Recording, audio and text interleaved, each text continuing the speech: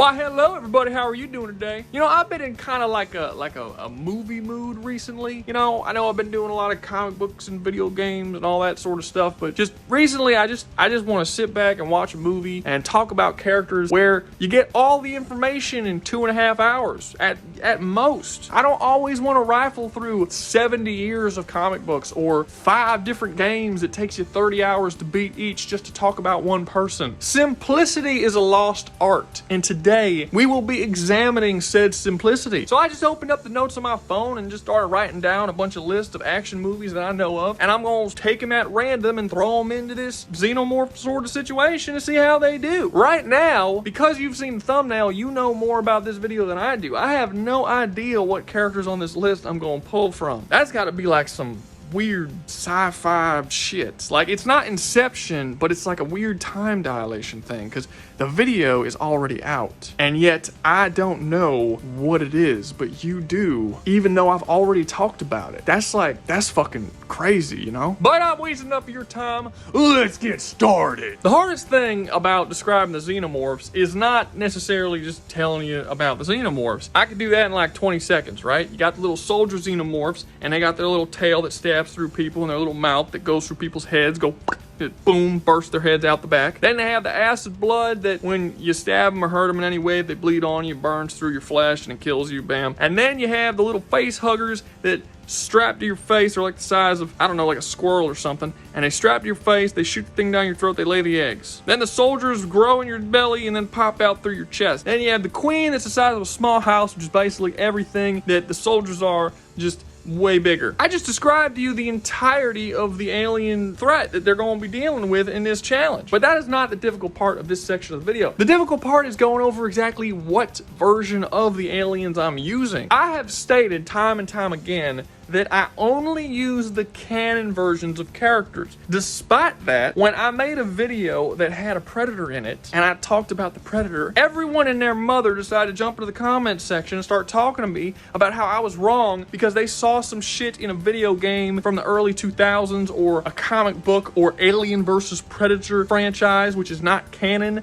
to Predator or Alien. They just didn't give a shit about the ruling of the video, despite that being a consistent ruling in every video I've ever made ever. I don't just pull from a random grab bag of fucking traits across all sorts of continuities when I talk about characters. So just know that when I'm talking about the Xenomorphs in this video, I'm gonna just pull from a bunch of random bullshit grab bag from a bunch of different continuities. But I kind of have to do that because the Alien franchise is so inconsistent in everything that it puts out. In some Alien movies, the acid blood is so weak that when it sprays on some body armor, they have time to take that body armor off, and it's like they got like a solid minute.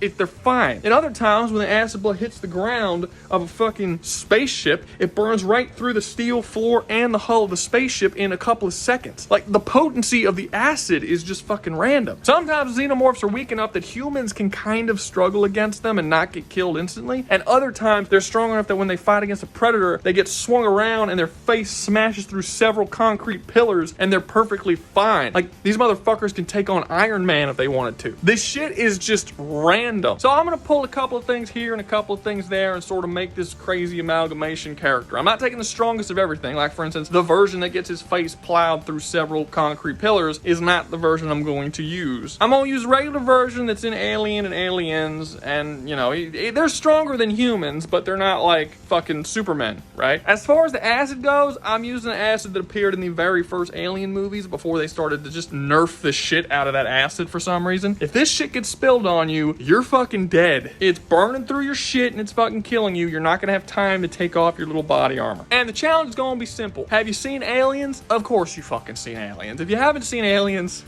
fucking, what are you, a loser? Well, you haven't seen Aliens. Jesus.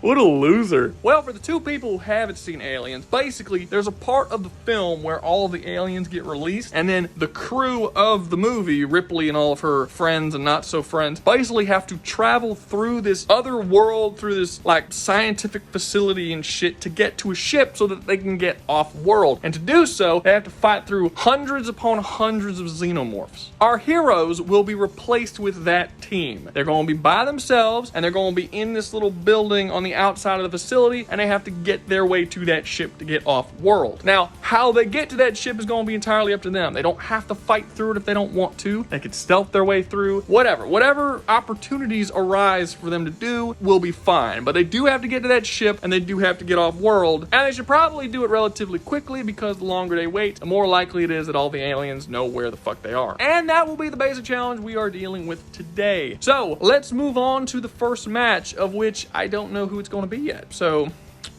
this is exciting. First up on the chopping block, we have John Wick from The Wizard of Oz. And I just picked the most generic pick I possibly could, didn't I? Yeah, I think so. So, who is John Wick? You ever seen a movie where a character is like a badass, but not a badass anymore? And then something bad happens to him, and then he goes off to kill a bunch of people, and then you find out he's the greatest badass that ever lived. Even if you haven't seen The Wizard of Oz, you've seen that before. That's who John Wick is. So what exactly can John Wick do? Well, he's a master gunman who really never misses the head. He likes to judo people a lot. He has a suit that's bulletproof. He just holds up his jacket and can deflect bullets. And he fell off the Continental Hotel and landed on the ground and was kind of fucked up, I guess, but like only about as fucked up as someone would be if they were in like a slightly not okay car accident. There's no way he should have survived this. I've heard people argue the reason why he survived is because he's wearing a suit that's bulletproof and the suit protected him, but let's just for a second say that that retardation is correct. It's not, but let's just go with that for a second. When you fall off of a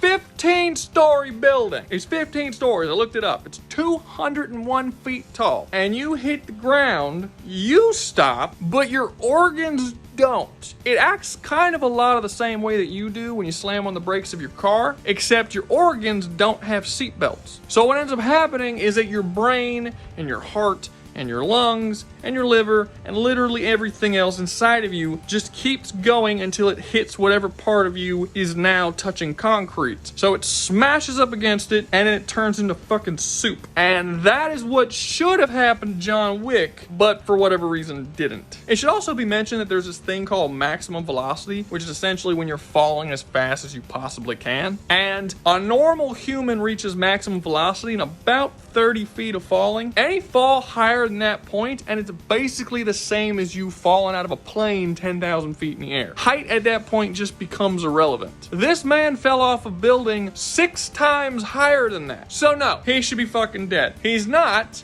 because he's a superhuman. The absolute strongest, most dangerous man in all of The Wizard of Oz. So how is John Wick's Captain America ass going to do fighting through the Xenomorphs? Not particularly well. And I know this is going to confuse some people, but basically John Wick doesn't have any skills outside of shooting people and judoing people. He's never once shown to have anything outside of that. Every single instance that he has to basically go through whatever sort of obstacle he has to go through, he decides to go through it through the front door, usually smashing through in a very loud and obnoxious way. In John Wick's universe, John Wick is the biggest threat there is. There is nothing greater than John Wick. He can go after dozens upon dozens upon dozens of people without any real risk of him dying. He doesn't use things like stealth or smarts or survival tactics. He doesn't need them. He is the end-all be-all in his universe. So why on earth would he have to use any sort of tact to survive? And in this particular universe, against Xenomorphs, that shit's not gonna work. How the fuck is judo supposed to work on a xenomorph? Judo is specifically designed to work on a human body. It's not meant for a xenomorph physiology. You don't believe me? Okay,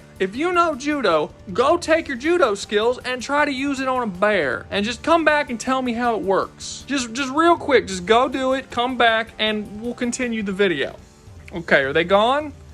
Yeah, they're not coming back. It's not possible. You can't do it. His judo is going to be useless. He's only going to be able to use his guns. And while he's a very, very good shot for sure, and he'll even likely be able to take out quite a few of them, at some point, because of his obsession with just barreling through shit with full force, he's gonna come into close contact with these things and have to fight them off. He doesn't have the survival skills to do that. His only recourse is gonna be to fucking fight them physically, which he can't do. And also, I'm not sending any of these characters in there with any updated information. He's not gonna know these motherfuckers bleed acid until he actually shoots them and sees the acid come out. I'm not saying that it is absolutely impossible for John Wick to survive this. It's possible, sure, but his mindset and his normal strategy as to how he gets through things is not going to work here. And as far as his movies are concerned, we don't see him ever use any other type of strategy. We don't know if he's capable of thinking outside of the box to get around a situation that he normally can't. There's never a point in any of the John Wick movies where he's stuck in a room and there's something coming at him that he just can't possibly deal with and has to come up with unique and creative ways to survive. That doesn't exist. He has more in common with someone like Terminator from the first Terminator movie than he does a skilled survivalist. And that's kind of what he's going to need in order to get through this. However, I will say that it'll be very entertaining to see John Wick for the first time in his entire life go up against something that he's actually not capable of winning against. Like, the whole world of John Wick constantly jacks him off about how amazing he is. And here in this situation, he's just going to be any old asshole who admittedly can survive falling off a building, but, you know, the Xenomorphs aren't going to chuck him off a building. They're going to do that little stinger thing through the front of his fucking face. That'll probably work. Next up, we have Mad Max from Rush Hour 2. And if you've been watching my videos for a while, you know that I usually order them from the person who is likely to do the least well to the most well. So I know for those people, they're probably rolling their eyes because how the fuck could Mad Max possibly be in front of John Wick in this particular scenario? Since Mad Max is usually the underdog. He's not this force of nature like John Wick is. And I'm not saying that Mad Max would beat John Wick in a fight. However, in this particular scenario, yeah, he's going to do a lot better than John Wick. And that's specifically because he is always the underdog. John Wick is a master of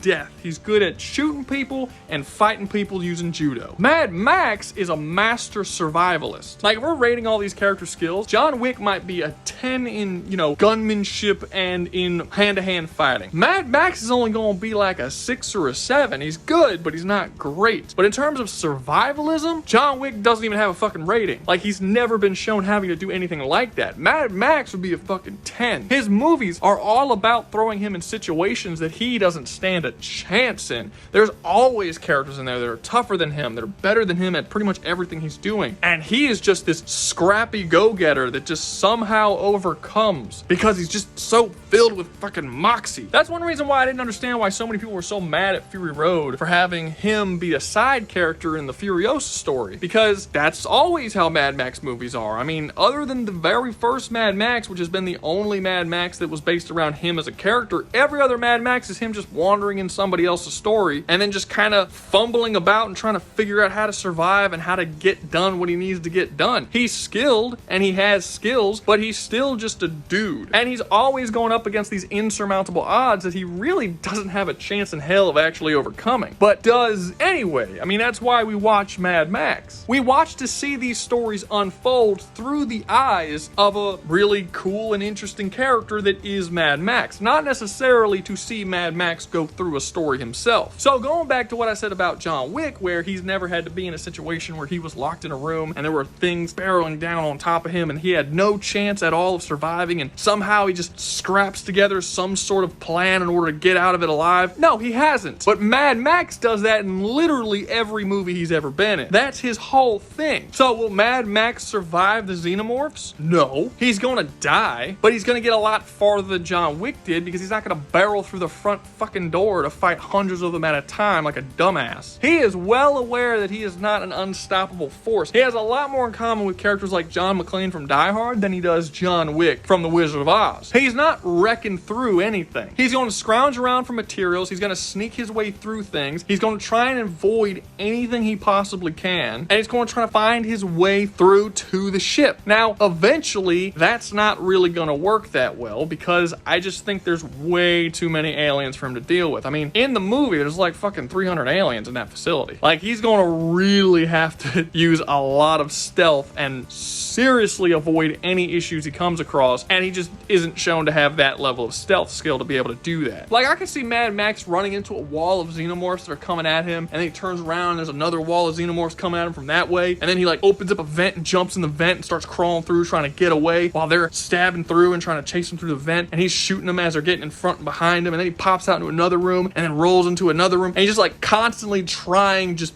barely able to survive. But again, at the end of it all, I do think that he's eventually just going to be overwhelmed by the sheer number of what he has to go up against. His main weapon here is his scrappiness and his ability to survive in unsurvivable situations. But he's never quite had to deal with something this unsurvivable before, so sadly, he's dead. Next up, we have Robocop from Soul Plane. So Robocop was not Robocop, and like a normal cop, just a dude, and then he was not shot by shotguns, he was like Swiss cheesed by shotguns, and he died, I guess technically, and they used his body to build a robot that became known as Robocop, because that's legal in this world. Who was created to supposedly be like Jesus, like robot Jesus. The shotgun Swiss cheese stuff is supposed to be his crucifixion, and then at the end of the movie he's shown walking on water. Like, Paul Vanderhoeven made the movie to make him kind of like Jesus. He's not like Jesus, he's literally nothing like, I mean, it's a revenge movie about a robot cop going after a bunch of drug dealers and murderers. It has literally nothing to do with the story of Christ, so I like Paul Vanderhoeven as a director, I do, but anytime he tries to make an allusion to anything else, like satire or anything like that, he always fucks it up pretty badly. Starship Troopers is not a satire of fascism, and this is not the story of Christ. They have virtually nothing in common. So what can Robocop do? Well, he's a big ass fucking robot. As far as his just general strength and power and physical ability goes, he's beyond anybody else on this list so far. He's capable of taking on thousands and thousands of bullets from automatic weapons for several minutes without dying. He's strong enough to physically stop one of those massive car crusher things with his bare hands, and he's about as perfect of a shot as you can be with a gun, as he has like this computer programming that literally makes it impossible pretty much for him to miss. In fact, he's even been shown deflecting bullets off of the wall and shit, and then like calculating the trajectory of where it's gonna go and hit. So he basically does the Captain America shield thing, but with a bullet. Overall, very, very fucking powerful, and against any xenomorph, he's absolutely wrecking shop. Not even close. He's fucking murdering them. So how does he actually do against these particular xenomorphs? Not really well, and that's basically because of one extremely obvious weakness that I feel like a lot of people have already thought of when they read the thumbnail to this video, and it's that his walking speed is absolutely fucking atrocious. Like, just his mobility in general is so garbage. He's not capable of running or moving quickly at all. Like, he can't even walk the same speed that you and I can walk. His walking speed is like 1-2 miles an hour. It is stupidly slow. I honestly don't see how he can realistically be a police officer. Oftentimes, police officers have to chase the people that they're going after on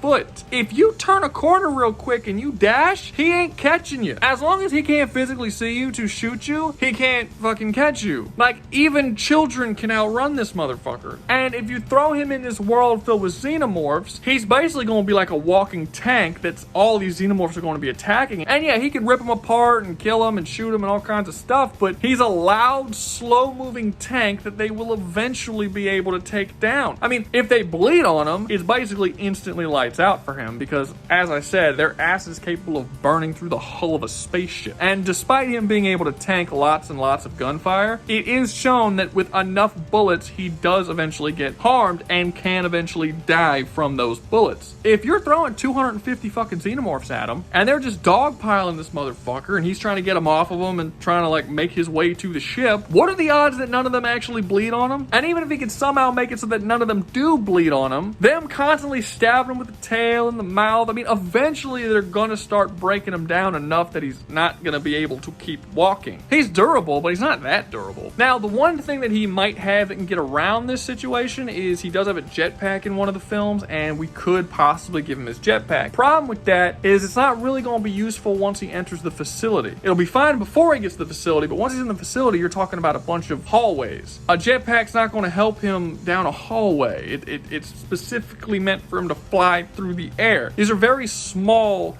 claustrophobic hallways where he's going to be surrounded by aliens. He's not going to be able to avoid them via jetpack in there. So I think just based off of his durability and physical strength to be able to overpower Xenomorphs, that he's going to get farther than both of the previous characters on this list. However, that's only going to go so far till he eventually just gets worn down from the constant attack, since he can't stealth around them, he can't quickly get out of the way or run away in any particular.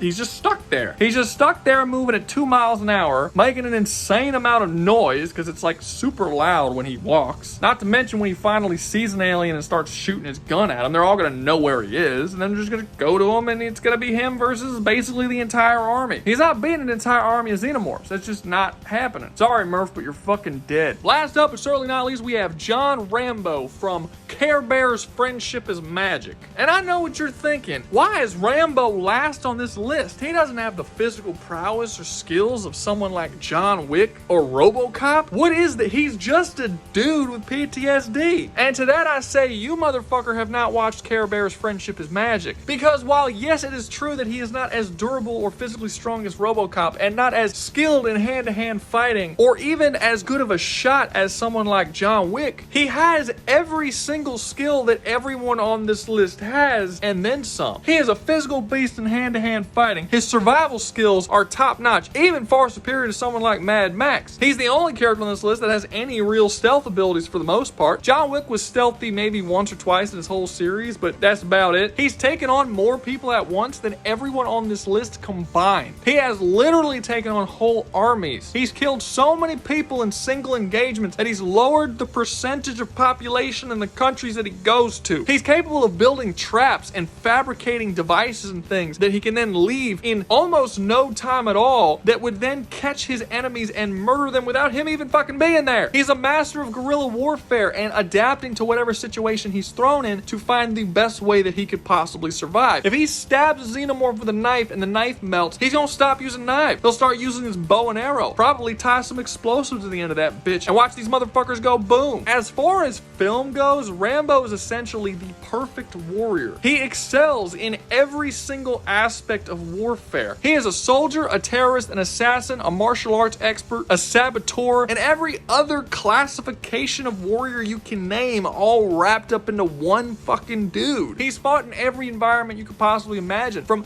thick forests to deserts to the mountains to underground caverns to cityscapes to swamps to on riverbeds and lakes. There's no environment that exists that he will not be able to figure out some way to trap and murder the shit out of you with. This is one of the few situations where the Xenomorphs are not the predators here. Rambo is essentially the closest thing you can get to a predator without actually being a predator, except he's more dangerous. I truly and honestly believe that if you swap out Predator in that first Predator movie with Rambo and have him go up against Arnold and his whole other group, he's fucking winning, and he's winning in half the time that Predator needed. If I had to sit here and think of all-time great action movie heroes, I really would struggle to come up with a single one that I think can beat Rambo in any given confrontation. He just has so many different options that he can utilize to take out his enemies, and he can come at his situations in so many different ways that not a whole lot of other action heroes are shown being able to do. Rambo somehow simultaneously fits in the John Wick category, where he's this unstoppable force of nature, while also being in the Mad Max category, where he has several instances of being the underdog overcoming the greater threat, and then somehow still fucking does it. So do I think that Rambo's gonna wreck through this whole thing, killing all the Xenomorphs and making it to the ship? No, I don't. He's smarter than that. He's gonna kill a lot of them, but I don't think he's gonna kill like half of them or a third of them or anything like that. He's gonna use stealth. He's gonna try to not be caught. Eventually, I think it's only a matter of time before he does. He's probably gonna set up traps and prepare before he goes in. He's gonna study his targets and figure out a good way to come at them. He's not just gonna rush in stupidly and try and fight them all. And I think through great struggle and effort, yes, he will eventually make it to that ship. And you know what? He'll probably take out the fucking queen on his way there. I would have a hard time coming up with a challenge that exists in films that Rambo wouldn't be able to overcome. I mean, he's kind of like the perfect dude to overcome challenges. And before anyone jumps and says, well, you're not taking into account how he has PTSD and how PTSD PTSD has never held him back in any movie before. His PTSD flares up when he's in normal situations, not when he's at war. That shit basically all but vanishes. War is where he's most comfortable at, funny enough. So yes, I do believe that Rambo is making it to the ship. If the challenge was to fight all of them, he'd lose. But just getting through the compound from one point to another, he absolutely has the skills to do that. So yeah, Rambo wins. And that's gonna be all for today. Hope you enjoyed the video. If you did, make sure to like, subscribe, comment, share, and join the membership. If you join the membership, you get videos early. And always remember, y'all stay safe out there, you hear?